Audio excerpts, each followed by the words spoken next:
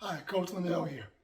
This is the third part of a three-part series on principles that will help you get unstuck from wherever you are and overcome and have success in all your goals.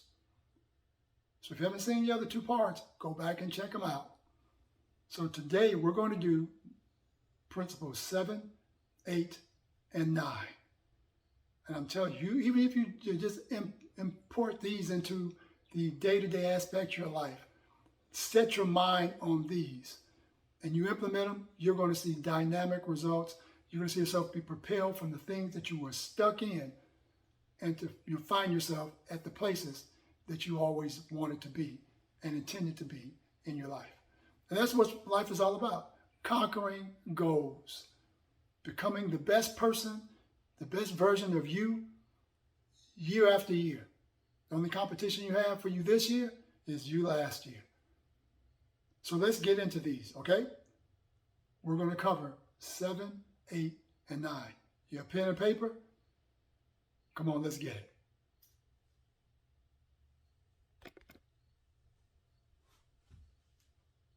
Number 7.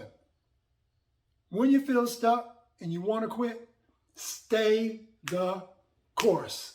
Come on, say it with me. Stay the course. Because actually, it may take longer than you expect to see results. And your feelings start showing up and saying all these kind of things. Don't be dictated by your feelings, but direct those feelings toward the finish line. I mean, that's why you started, was to get to the finish line, right?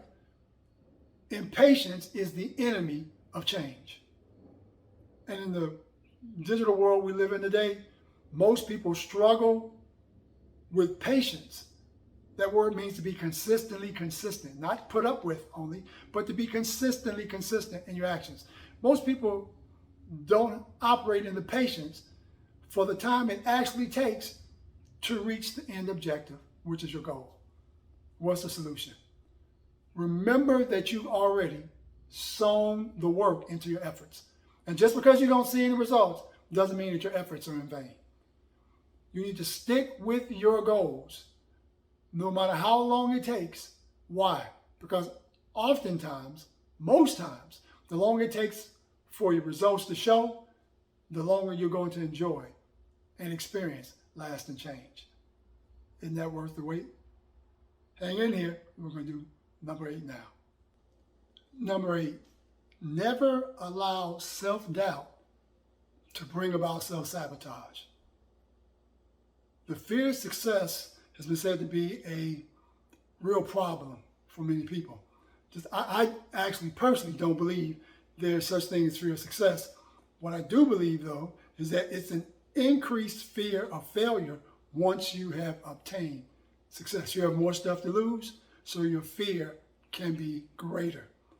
And if you're not careful, you can allow self-doubt to rob you of your inability to maintain what you've worked so diligently to obtain.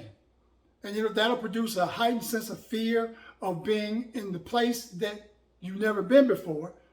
And then the thing of coming that now I want to lose it. So the power you had inside of you help you get to this place, now that power has been turned against you. And instead of to lock you in to get where you need to go, it is now derailed you because of self-doubt. And because of the self-doubt derailing you, you're now operating in a way to where you've lost your momentum for the positive results that you were getting. But where does this come from? This comes from a place of limiting beliefs that produce the effect of self-sabotage. Right? And self-sabotage, it is the denying you of reaching the goal and becoming the person that you know that you need to become and the goal you need to obtain. So limited belief says that, well, maybe I'm not really worthy of the success, or maybe I shouldn't be here, or maybe I don't have what it takes to maintain here. So you become afraid of someone taking away from you what you've worked hard to get. Well, what's the solution? Here it is. Very important. Know your why. Know your why. I mean, really, know your why, because why is the real impetus to you identifying, deciding, determining, setting, scheduling, and actively going after your goals. Your why is your never-ending reservoir to draw strength, courage, and motivation to finish why and what you started. That's available on the inside of you. You can do it. Come on, hang in there with us. One more. Number 9. You ready? Let's go. All right, you've hung in here all the way to the end.